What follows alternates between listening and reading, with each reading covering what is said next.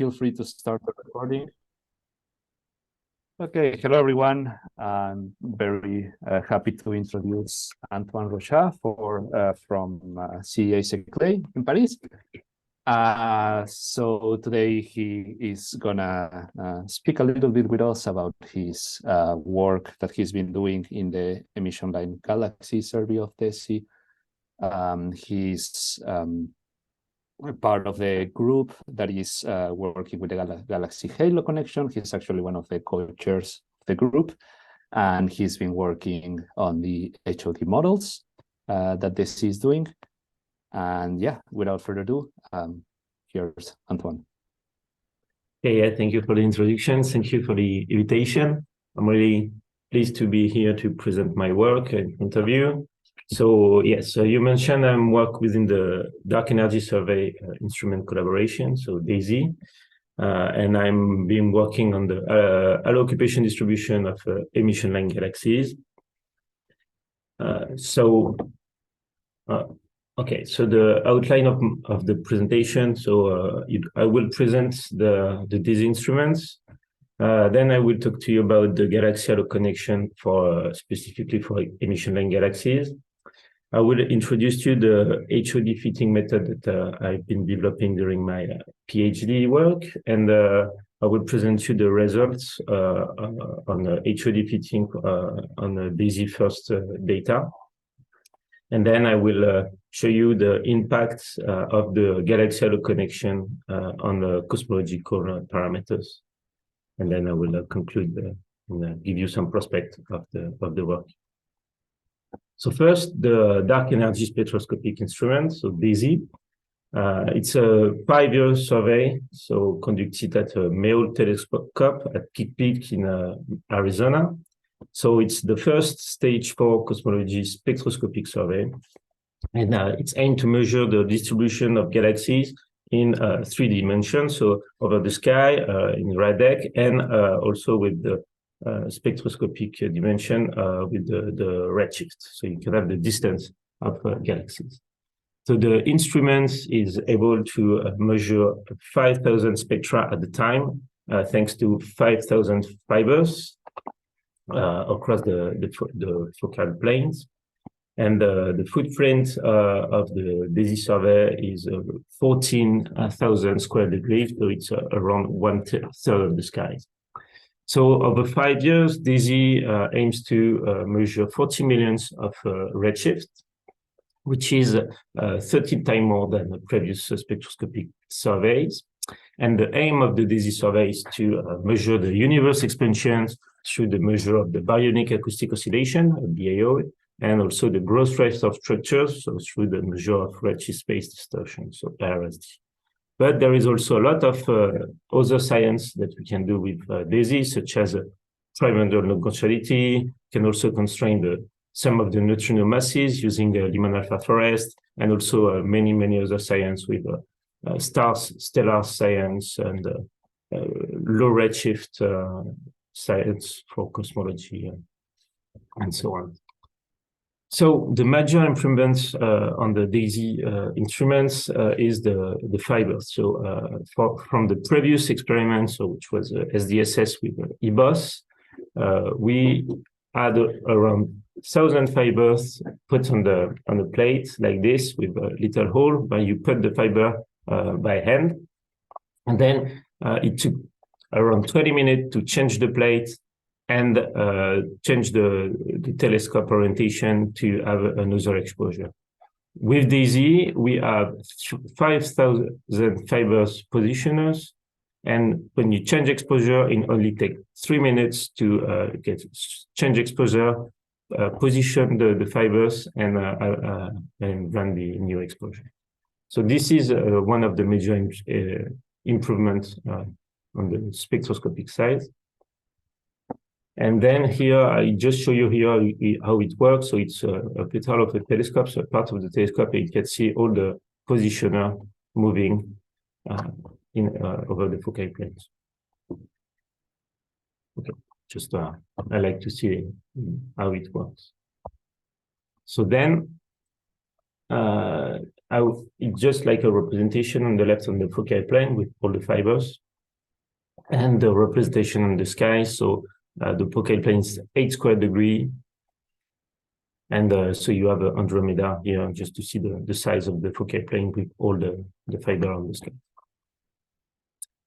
Okay, so as I said, with DESI, we will able to constrain dark energy. So you have here the plot showing you the expansion rate across the redshift. You have the model from the lambda CDM cosmology with different value of dark energy. And you have the current measurements from BOSS and eBOSS. And then you have here in red the DESI forecast, so which has the expected measurement that we will perform with DESI. So we will probe the expansion rate, but also the growth rate of a structure between redshift 0 to redshift 4 or 3.5 with 4 different tracers. So the first one at low redshift will be bright galaxies. So we expect to have 13.5 million of bright galaxies. Then we will measure luminous red galaxies, so LRGs, 8 million over the 5 years. Then the main tracer of the DESI survey, which is emission line galaxies, so the one that I will focus on during this talk. So with 17 million of emission line galaxies at the end of the survey. And also the quasar samples, so around 3 million of quasars, which we can use to measure the Lyman alpha thrust. Okay, so for emission line galaxy, it's at intermediate redshift, so between 0.6 to 1.6.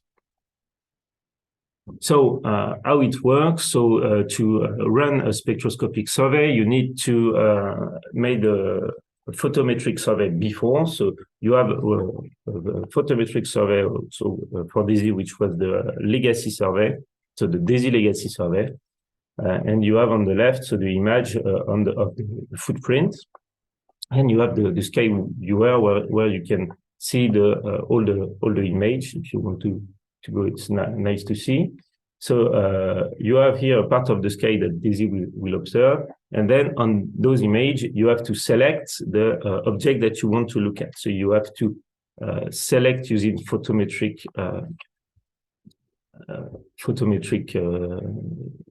band.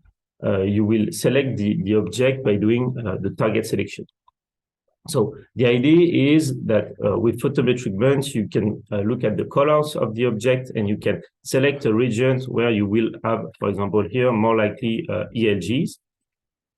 So here, so it's the color plot for the ELG target selection, and you have the cuts in the color plot of the ELGs that we made in DESI.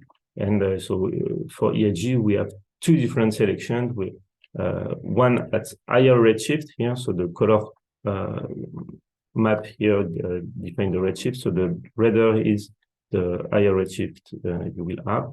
So you have a high redshift selection, and then you have here in red the lower redshift selection. Okay. So then once you perform your target selection for all tracers, you end up with a bunch of targets that you have to look at with fibers. So you have here all the targets on this image for DESI. And then when you measure the spectra of the target, you have here, for example, the ELG spectrum. So for ELG, the target selection was optimized to have O2 emission, because the O2 emission is a doublet, so you can have a very precise measurement of the redshift. So here you have the example of the O2 doublet here that you can see on this spectrum. Okay, so I will show here the result on the what we call early data, so the 1% survey of DESI. So on the plot here, you have in black solid line, you have the footprint of the DESI year 5. And then you have in black the validation survey, so where we test the target selection and all the scientific requirements. And in red, you have what we call the 1% survey, which is 20 rosette-shaped region. So it's around a focal plane size, where we have a lot of passes of the telescope. So we almost observe all the targets in those red regions. Okay, and so the 1% survey lasts 2 months. And we have with this survey more than 2,000 ELGs between 0.8 and 1.6 in redshift, which is more than what we have in the EBOS latest release. And so what is very nice with this kind of survey, it's that we have a lot of regions where we have a lot of exposure on the same region. So we have all the target observed, and we end up with a lot of information on small scales. And that is very nice to perform studies of galaxy halo connection at very small scales. Okay. So now I will introduce you what is the galaxy halo connection, and specifically what we expect to have as a dark matter halo and emission line galaxy connection. Okay, so basically the idea is of the galaxy halo connection is to link dark matter halos with galaxies. So certain type of galaxies depend on the tracers. So you will begin with a simulation box, so from n-body simulation that evolve in the time. So you will have a late time dark matter field where you have dark matter halos and particles. Then you use some models to populate the dark matter halos with galaxies, and you end up with a late time galaxy field. And the idea is that your model is able to reproduce the clustering statistic of your observation. So here you have the example of the projected clustering of a DESI ELG. So really the idea is to use simulation to reproduce what we observe by linking dark matter halos in simulation and galaxies. Okay, so the simulation that we use in DESI is Abacus mix simulation. So which are a bunch of simulation with 2 gigaparsec size and a resolution for particle mass to 10 to the 9th solar masses. Okay, so there is several modelization to perform galaxy halo connection. So from the most physical model to the most empirical, you can have hydrodynamical simulation. So here you will run above the dark matter particles, you will also have the baryons. So you will end up with a full physics simulation where you also inject the physics of baryons. Sorry. You can also have semi-analytical models, so that are physical models of galaxy formation evolution based, for example, on the merger tree in the simulation or other behavior of like star formation, feedbacks, and they can predict the galaxy field from a simulation. And from the empirical model, you have the sub-halo abundant matching, which will use halos and substructures in the halos to reproduce the galaxy catalogs, like the galaxy that you can observe. And the model that I will use, the halo occupation models, so which is only based on the you will link the galaxies to the dark matter halos only based on the halo masses in your simulation. Okay, and so the interest to perform galaxy halo connection is to study so first is to provide an understanding, a feedback on the connection between a certain tracer, so for example EAG, and the dark matter field. So how it will connect, this tracer will connect with the dark matter field. Then for cosmological purposes, you can create simulated galaxy catalog to test your cosmological analysis. you can test your systematics effect. You can test all the theoretical systematics that you can have with your cosmological models. You can also get the covariances, so to have cosmic variance in your model, and you can estimate the errors on the data. And also, yeah, what the thing that we focusing on in DESI, it's the impact of the modelization, the different modelization of the galaxy halo connection on cosmological constraints, which will be one of the systematic error in the cosmological parameters from this. So we want to master this effect and quantify the systematic budget from this. Okay, so the HOD models, it's very simple model. So it's an empirical relation that will link dark matter halo to tracer only based with the halo mass. So the idea is that you will give a probability for a given halo with a given mass to have a number of galaxies. And you have two components of the HOD parameters, HOD model. You have the central galaxy. So you will put one galaxy at the center of the halo. And then you can have satellite galaxies. So you will define a mean number of satellites galaxy in a halo given a halo mass. And so in the models, it's not necessary that you will link a central ELG with a satellite. You can have satellites alone, or you can have several satellites in your halo.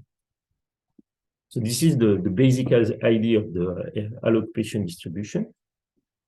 And so if we look at some previous study at what is the expected galaxy halo relation for emission line galaxy, you have some results from the sub-halo abundance matching, so SHAM, and some results from a semi-analytical model. And basically, the main idea is that ELGs are living in the filaments of the cosmic web, which means that they will follow, they will be not too biased compared to, for example, LRG or quasars. And the typical mass of the dark matter halos that will host ELG is around 10 to the 12 solar masses.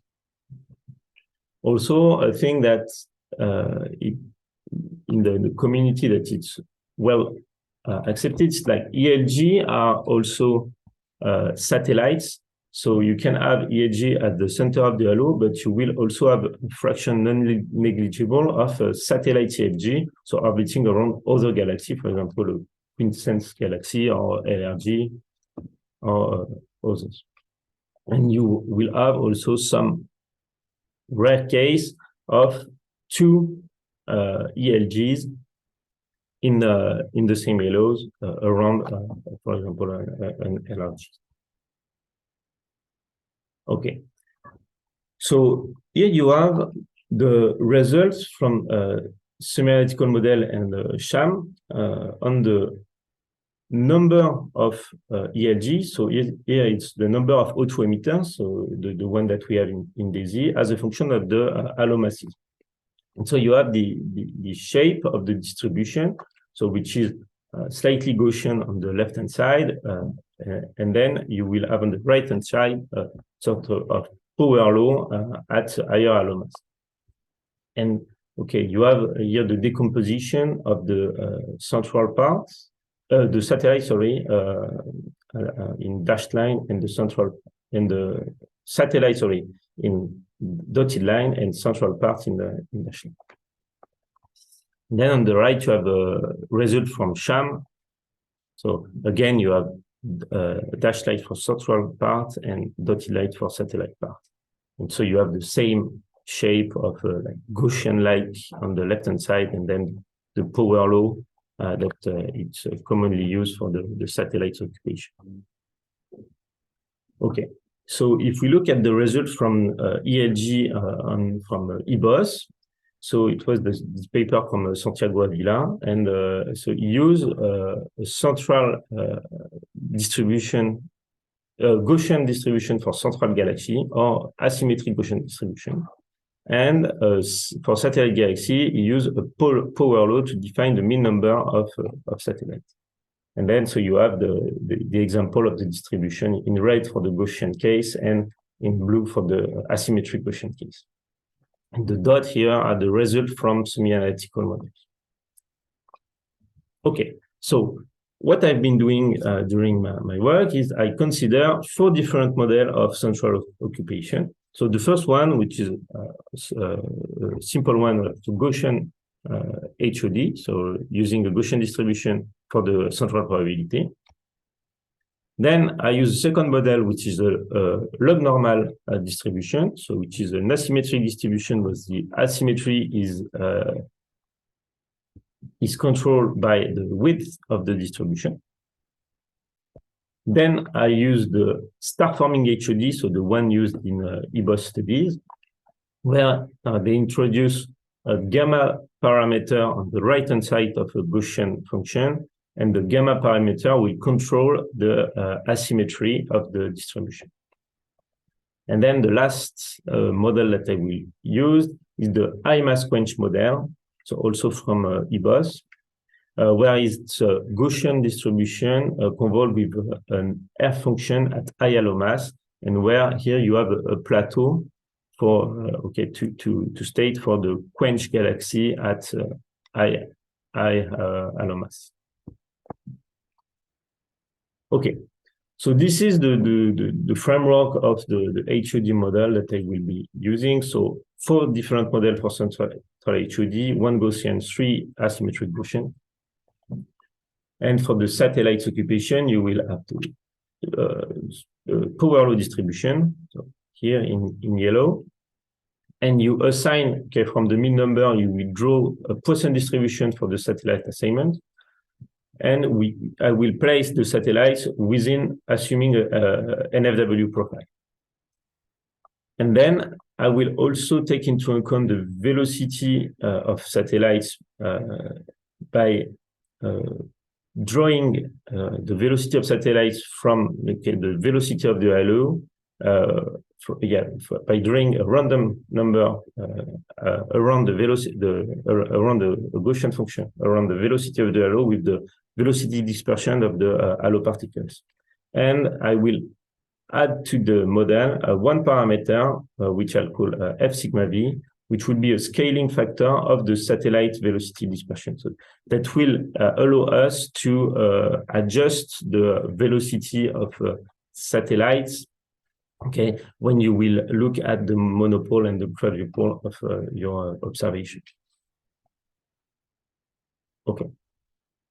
So then, I will present you the HOD fitting method that I've been developing during my PhD.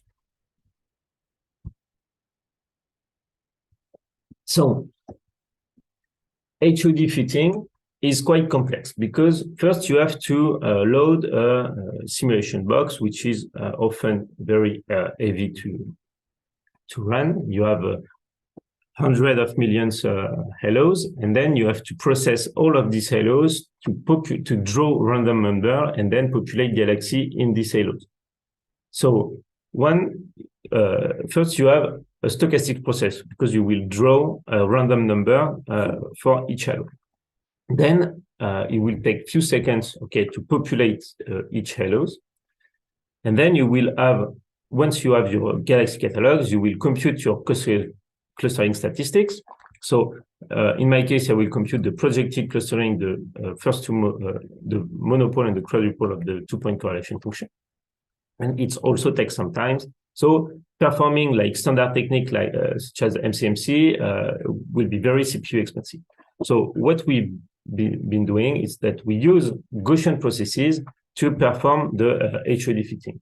So the advantage of Gaussian processes is that it can deal with stochasticity, and you will need like around 1,000 times the likelihood computation against like 10 to 100,000 times for standard techniques. So you will speed up your fits by computing much less likelihood estimation. Okay, so the idea of the fitting method that we developed is, so you start your fitting by having some parameters space, and you have some priors on your parameter space. So I use flat priors on the HOD parameter. Then I will compute the likelihood plus the error on the likelihood at some point in the parameter space. Okay, so here, for example, I have 800 points in the parameter space. Then I will train the migration process to create a surrogate model of the likelihood distribution. So here you will have the posterior draw from this surrogate model. So you see that the posterior distribution is very sparse, and it's not what you expect. So the idea is that you will improve the surrogate model of your Gaussian processes by drawing a new point in this posterior map. So you will draw here, for example, the red point, so which more likely have higher likelihood. And you will compute the real value of this point, and you will add it to the training sample. And then you will retrain your Gaussian processes with this new point. And so at each step, you add a new point in your training sample, and you retrain your Gaussian process. And so your Gaussian process will improve at each step, each iteration of this procedure. And so you see that at the end, you will have a stable state where adding point will not modify the posterior structure. And so you can say, okay, you iterate until you obtain some convergence. Okay, and basically I need like 100 of points in total to reach this convergence. Okay, so the thing is, it's quite difficult to assess the convergence of this kind of techniques. So what I show you here, it's like from after the training set of the 800 points, it's each point that I add, you can have the value of the HOD parameters here, and the value of like what I will call the fit accuracy, so the chi-square and the chi-square error on the prediction of the Gaussian process, on the median of the posteriors, and on the computed chi-square from this point. Okay, and here to assess the convergence, I use the Kullback-Leibler divergence. So, which basically we'll say between two iterations how the two posterior distribution will change. And so, if you have a smaller value of the Kullback-Leibler divergence, it means that you have almost the same distribution from the iteration to the other. So, if you have a small Kullback-Leibler divergence 20 times in a row, it means that 20 times in a row, your posterior do not change when you add new points. So I will say, okay, I will stop the fit here and will declare my procedure complete. Okay, and so then I tested this method on mobs. So here you have an example of one result for 6 parameters where I fitted the projected clustering and the monopole and quadrupole.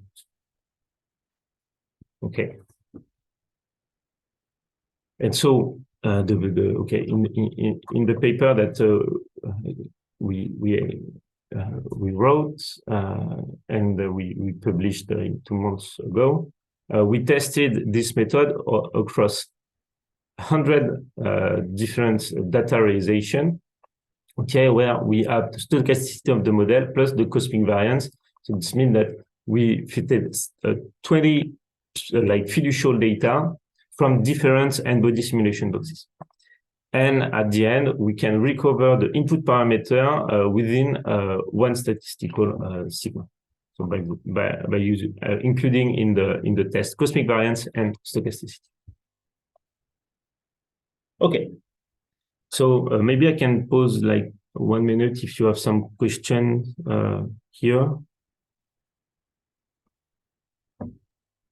So we're gonna have like 10 minutes of questions at the end. So maybe unless someone has like a very urgent question, we can probably wait until the end.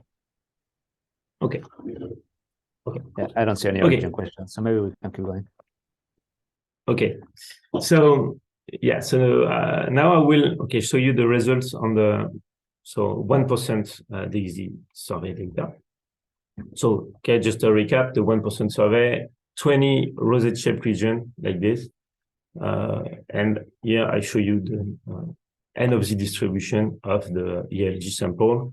And we do not take into account the ELG between 0.6 to 0.8 in redshift because there is some systematic effect due to the drop in N of Z here dependent. And so yeah, we do not have yet the good correction for this ELG sample. So we only take from 0.8 to 1.6. Okay, so here are the clustering measurements. So the clustering that I will fit, it's the projective clustering, the monopole and the quadrupole being 0.x and 1.6 in redshift. So I will use a snapshot in the middle of this redshift band, so 1.1 for the simulation. And so you can see that thanks to the 1% data, where we have a lot of small part of the sky with a lot of exposure, we can go at very small scale. So for the projected clustering, we can go to 0.04 megaparsec per H. And for the monopoles, the multiples, we can go to 0.1. Okay, and the covariance that I will use is built from 1,800 marks, which came from different boxes. So we have 1,800 different boxes where we construct marks to create the correlation, and then we rescale this correlation with the jackknife variance to include the variance of the data. Okay, so one thing that you may ask is why there is like high increase in the clustering at very low scale, at very small scale. And so it was, a question that we ask, and we say, is this possible systematic effect that we have here? So just to compare from EBOS, you have the measurement of the WP that can go to like 10 to the minus 1. With DESI, we can go lower than this scale, and you see that after this scale, you have an increase in the WP measurement.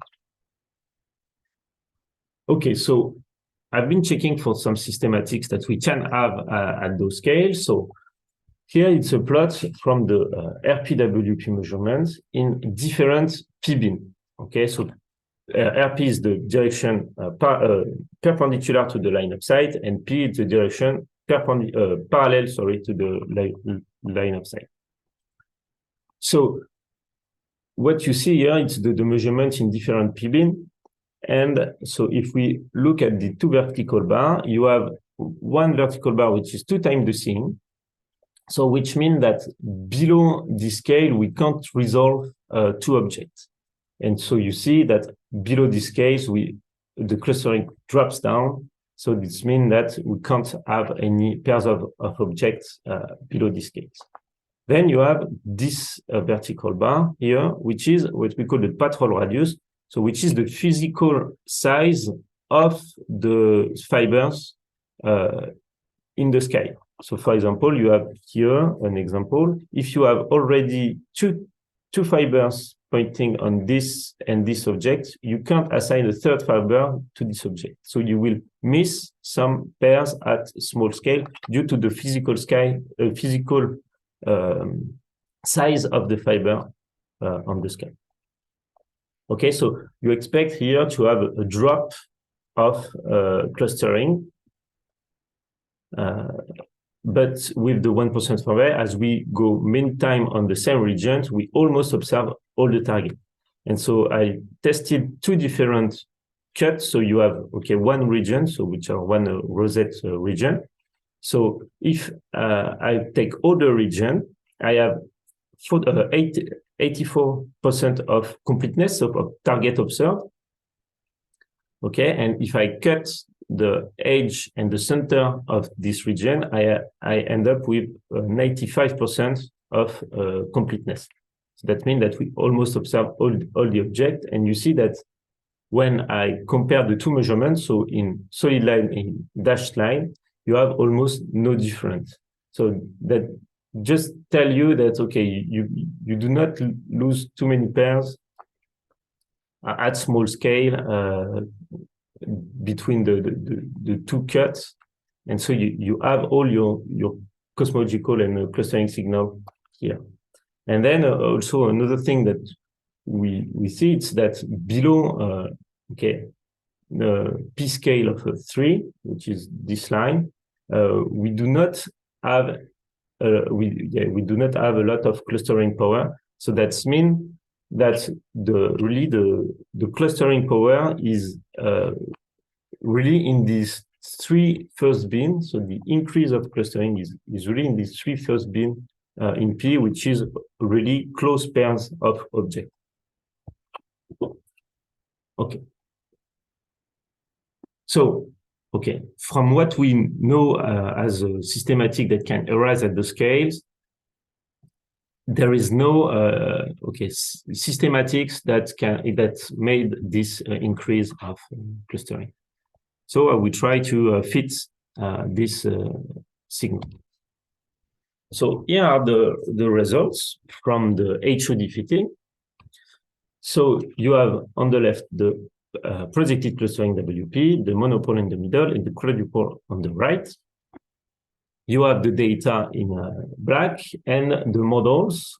So the 4 different models for the central occupation in a solid line.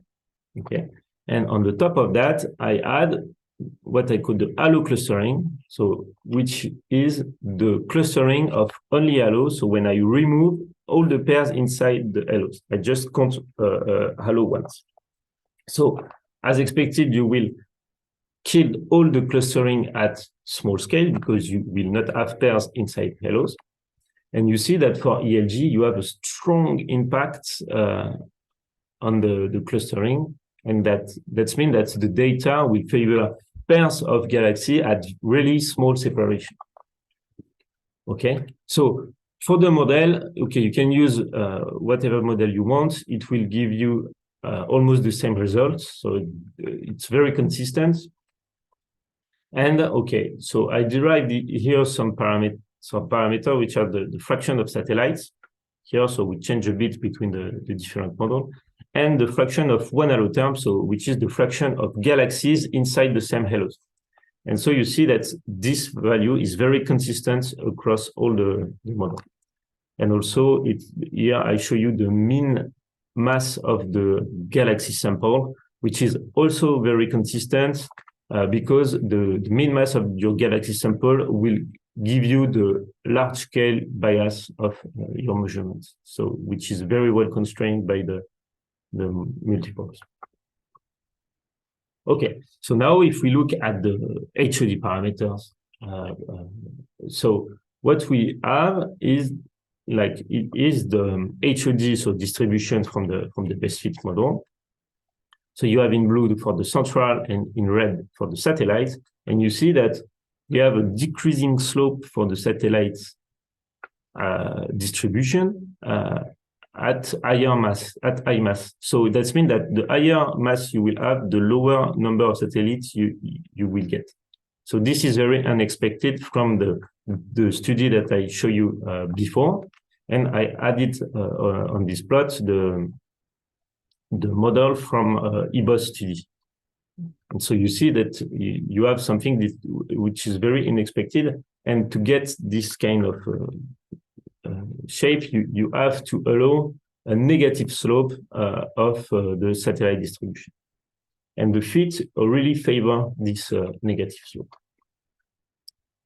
Okay, and so now if we look at the populated halo mass function, so which is the number of galaxies as a function of the halo mass, okay, you see that, okay, you pick around 12, like 11.8. Okay, so in solid line here, you have the halo mass function, the full halo mass function, and you have the dashed line here, okay, this line here, which is the halos populated by 2 galaxies or more than 2 galaxies.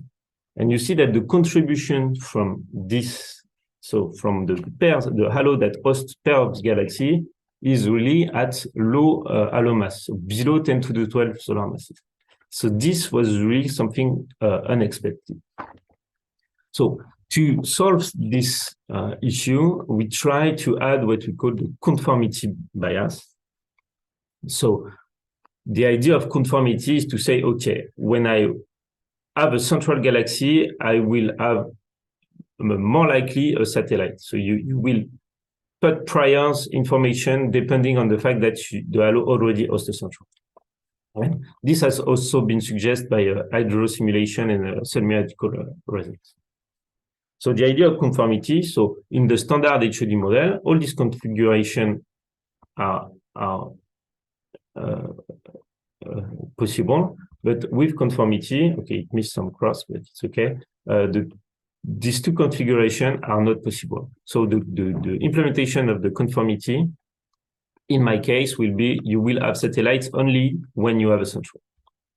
And then when you do this model, so really putting the number of satellites to 0 if you have no central in the halos, okay, you will end up with a very good, okay, representation of your clustering, okay, which is okay similar to the previous one, and okay, you will have okay 2% of satellite friction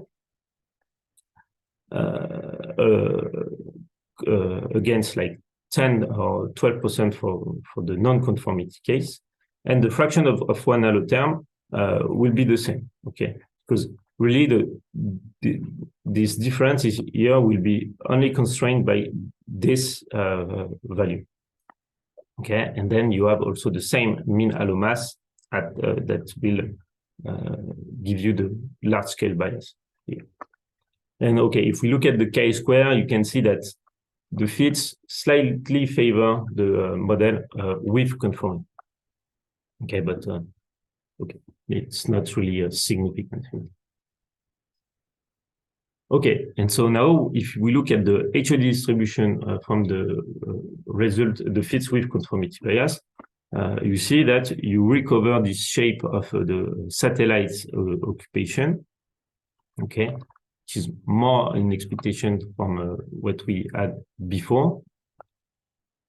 And if we compare without and with conformity, you see that with conformity, the central will have the shape of the satellites here. And if you, okay, you can, if you convolve these two distributions, you will more likely have this kind of distribution. So that really means that here, what we call satellites are more likely satellites alone in the halo, and you can just replace it.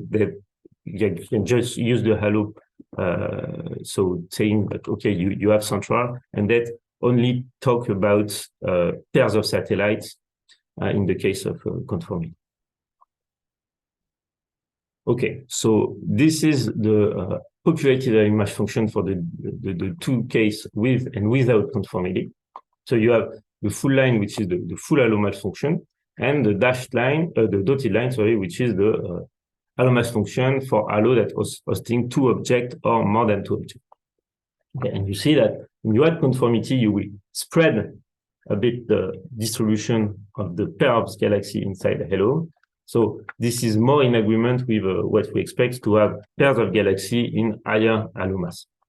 But really, what we get from the data, from DESI data, the parameters that are really well constrained are the fraction of one halo term, so it will give you the amplitude of your clustering at really small scale, and the mean mass of your sample, which will give you the amplitude of the clustering at large scale, so the bias at large scale. And okay, and then the satellites, what we call satellites, it's more like the fact that okay, you can have ELG that are in a halo without other ELG, but from the like ELG clustering, you can't say, okay, it will be satellite or it won't be satellite. Okay, so yeah, this is the two parameter, derived parameter that we can very well constrain with this. Okay, so last part, it will be quick. It's the impact of galaxial connection on cosmology. So this is current work in DESI. So it's just preliminary work that I will show you here.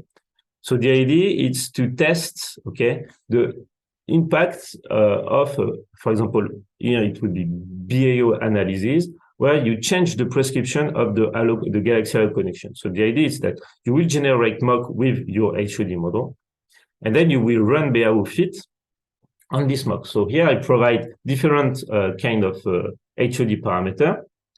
Okay, so for the different model that I showed you before, and I add also HOD parameter without one halo term. So when you erase the clustering at a very small scale. Okay, so the idea is like to run BAO fits on these MOCs, and you see if you are able to recover the underlying cosmology of your N-body simulation.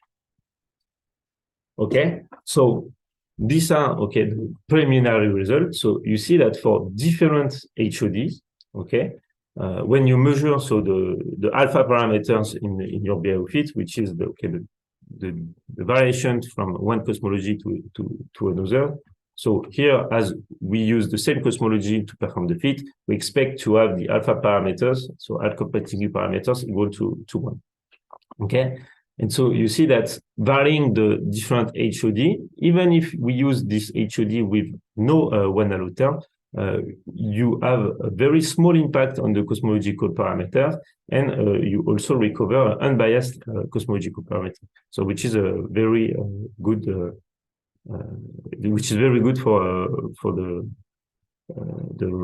DESI results.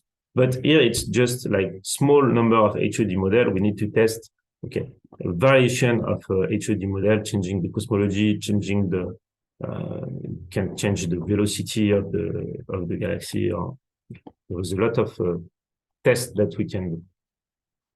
Yeah, and so I will end up here and conclude. So what we can do beyond the standard HOD modeling. So here I just show you the standard HOD framework, but we can also think of other way to link dark matter halo with galaxies.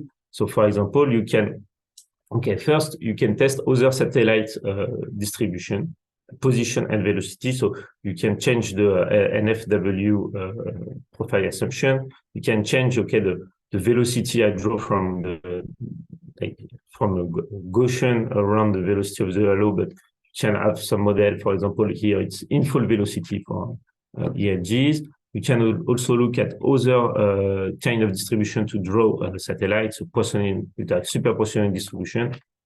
So there is a lot of other things that you can do. And another thing that is also nice to check, it's what we call the secondary bias.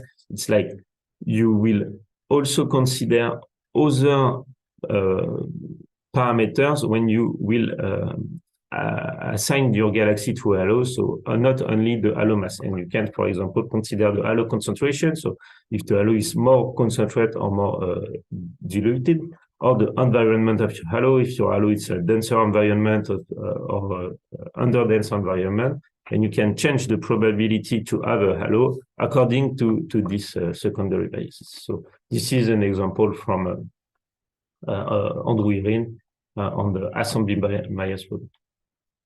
Okay, so this is some tests that we want to perform within DESI with the DESI data.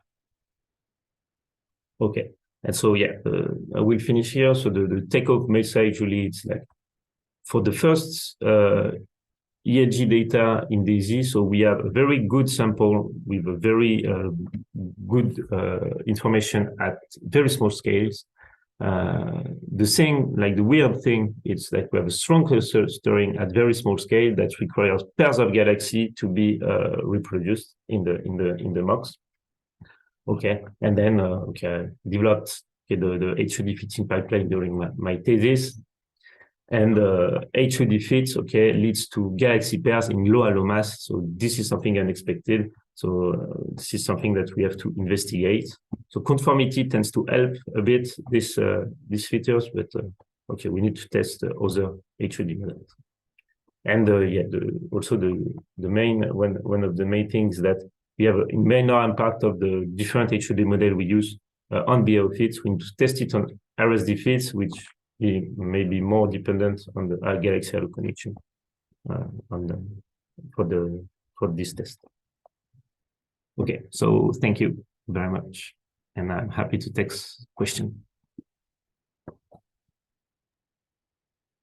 Thank you very much, Antoine. That was a very, very interesting talk. So for the audience, if you have any question, please raise your hand in the chat, and I will read your question. While everyone gathers their thoughts, I had a bit of a technical question that I wanted to ask. So you mentioned when you're training your Gaussian emulators that you are using somewhere around 900 points, if I understood correctly. Yes. But then you also mentioned that generating projected power spectrum for each pointing parameter space takes you like seconds. So why do you stop like at 900 points? Naively, I will think that if you can generate like one training point in a few seconds, maybe you could go I don't know, to a bit more than 1,000 points. Yeah, so when we do this Gaussian process simulation to this iterative procedure, so the reason why we choose 800 points, so I tested with less number of points and with higher number of points, so 2 times higher and 2 times less, and like having not like having less than 800 or like very few number of points at the beginning. It can be then after you have to iterate very long to get the posteriors constraint like to get the convergence.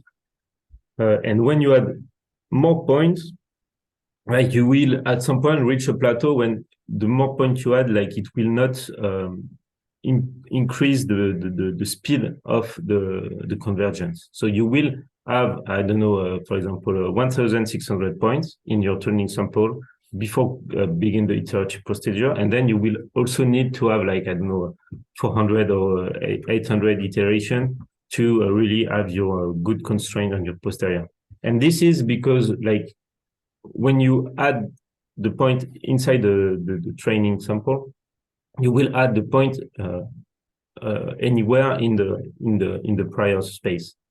And the idea of this technique is that when you add new points, you will add new point at very high interest point. So where the model think that the likelihood is higher. So you like adding points anywhere will not help to speed up the conversion. So it's really like the fact that you need to add points in a good region. Okay, I don't know if it's clear. Excellent answer. So basically, you are optimizing the amount of points that you generate when you are already choosing the best regions, right? Awesome. Okay, so I see some questions from the audience. So the first one that I see is from Nicolas. Hello, thank you very much. I learned a lot. So maybe another technical question, maybe I missed that. So the likelihood is in the likelihood the data vector is what? Is the 2-point function? Or so yeah, my likelihood data vector will be those points. So which is the monopoles of the 2-point, the multiples of the 2-point function. So okay, so monopole and the quadrupole. Yeah, and also the projected posterior. Okay, and another question, maybe following the previous question, if I got it correctly. So you sample the likelihood at interesting point in the, interesting point in the parameter space, right? But since you have many, so first of all, is it a problem if somehow your posterior is multimodal and you get stuck at a mode? And second, since you have many simulations, have you tried, can you compare to density, simple density estimation method to see what it gives you? Okay, so yes, first on the multimodal part. So sometimes you have a multimodal result of your fit, and the emulation with Gaussian process are able to give you the multimodal distribution if you have. So with the HODs, in my case, most of the time I have like only one like mod, like not multimodal distribution, but Gaussian process are able to reproduce the multimodal distribution. And if, like, for example, you can be stuck at like one mode that is not the best mode of your distribution, but most of the time, like it will, if you let iterate enough, at some point it will find the other solution. But yeah, sometimes when I perform some tests, it can be stuck in like in other modes in the likelihood regions. But this, you can like avoid this thing by choosing like your prior space at the beginning, which will be like a trade-off between like the known prior that you have on the parameter, and then the size of your error bars, because if you have like small error bars or higher error bars, like if you have very small error bar, you will need to shrink your prior space. If you have higher error bar, you can allow the Gaussian processes to have higher prior space. So yeah, it can happen that sometimes you end up with yeah, like with you will be stuck in the other mode. Yeah. Thank you. Say that you are basic. And the second question, okay, can no, you maybe it's just an idea because it's like the density estimation, but I don't know if you have enough simulation given your opportunity. You know, it's just you fit a parametric model, for instance, with Gaussian mixture model, or even an autoregressive flow to fit your density, your posterior density. But since I don't know, maybe the dimensionality of monopole plus dipole is too high, so forget that question. Actually, I don't know. Okay, yeah, that's for sure. Thanks. So the next person that I see on the list is Young In Moon. Would you mind asking your question, please? Yeah, thank you for your nice talk. And I have a question about halo mass function. After you apply the conformity, you got the different shape of the halo mass functions for the satellite and the central. And I wonder the central, maybe not this one, the previous one that you compared with the EBOS model, right? This one. You got the different central mass function shape than the previous case. No, actually you showed it before. It's sorry, this the one that you plot? compare with the EBOS one. No,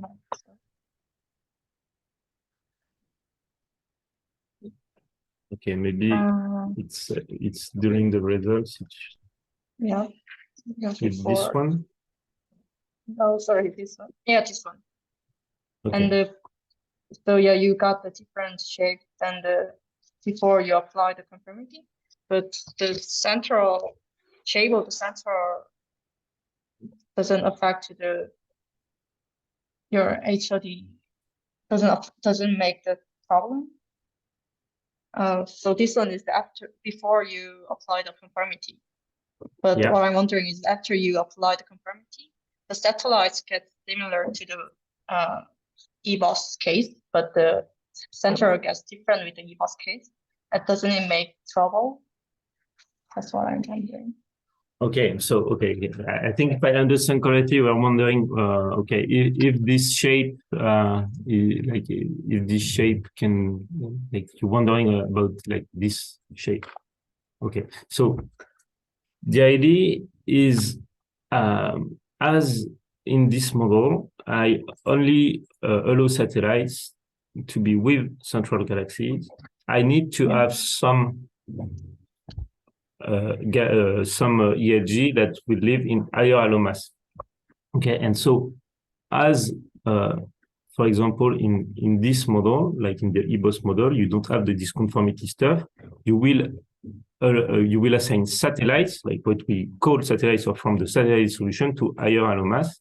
But with the conformity case, you will assign central. So you will just have like this shape because of you need to have some of ELG living in higher halo mass, and you just say, okay, it's a central ELG, it's not a satellite ELG. But in this case, you see that for the EBOS case, all the satellites that will be in high halo mass will be not linked to a central, because you have a non-probability to have a central ELG, but you will say, okay, it will be satellites. So it's just like really like I remove this like satellite ID in the conformity by saying, okay, I just put single galaxy, and on the top I will say, okay, I will put real satellites, which will be linked with central. And actually, if you convolve, like you convolve these two models, so the dashed model, you can have like something like this. Because, okay, for satellites, you also have at higher halo mass, you will have less halo in your simulation. So at the end, it will be just a different way of thinking, but it will give you basically it will give you same results. Okay. Also, I have another question. Sorry, excuse me. Yeah. We're starting to run out of time, so if it's okay, if we keep it to like one question per person, if you don't mind. Okay. Sorry about that. Okay.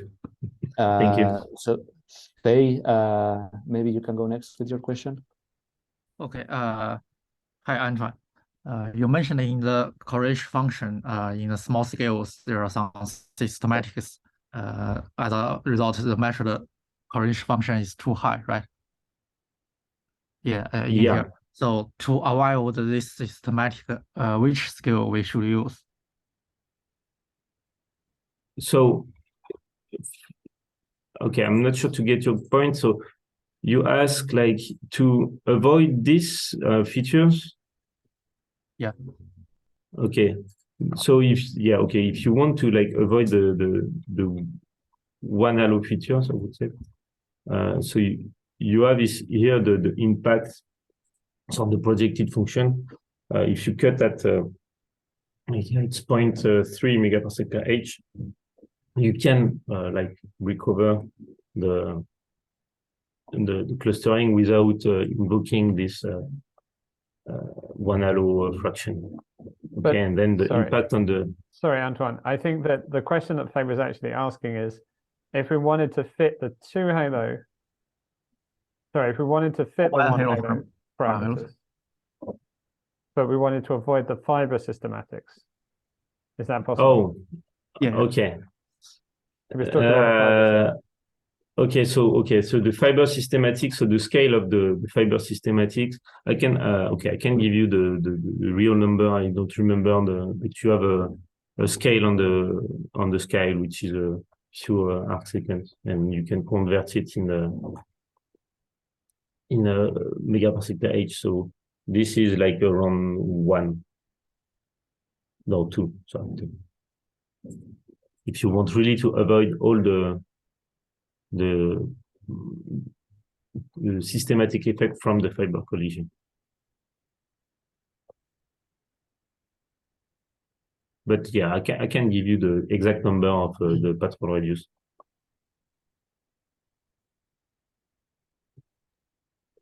Okay, we're already past our time, but maybe let's do one more quick question. I think Rodrigo also wants to ask a question, so please go ahead.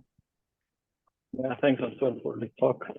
I was wondering, can you go back to the plot where you showed the 100 realization and the fit to your HOD models?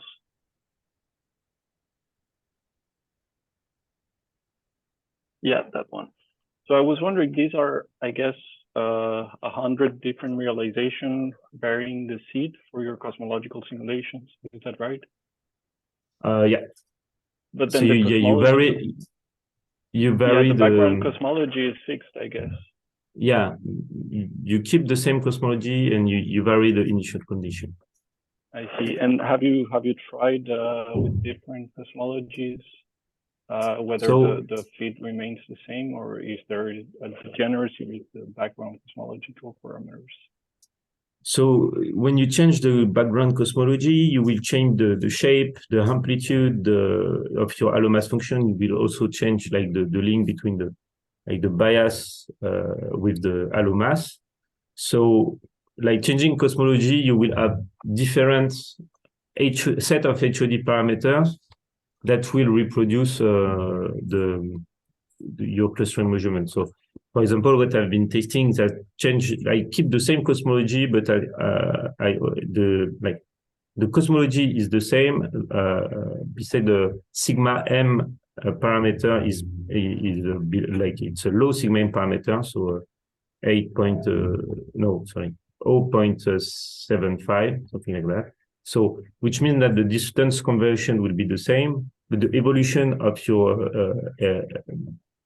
dark matter field will not be the same, and you can recover the measurements like the same. You have the same result, so really similar chi-square and similar shape, just by varying HOD parameters. So yeah, you will have a strong degeneracy when you will change the cosmology with the HOD parameters. I see. But then when your parameters are fixed, then if you want to explore other cosmologies, you expect all the information to remain in alpha.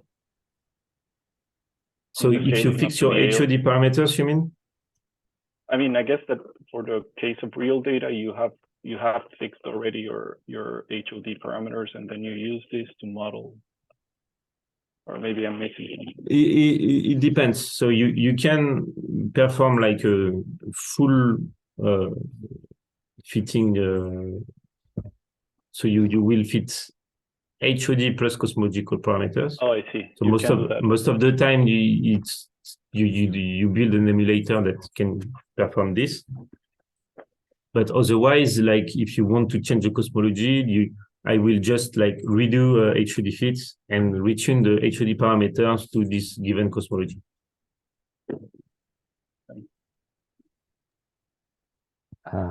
Okay, sorry for interrupting. We have extended our time for 10 minutes.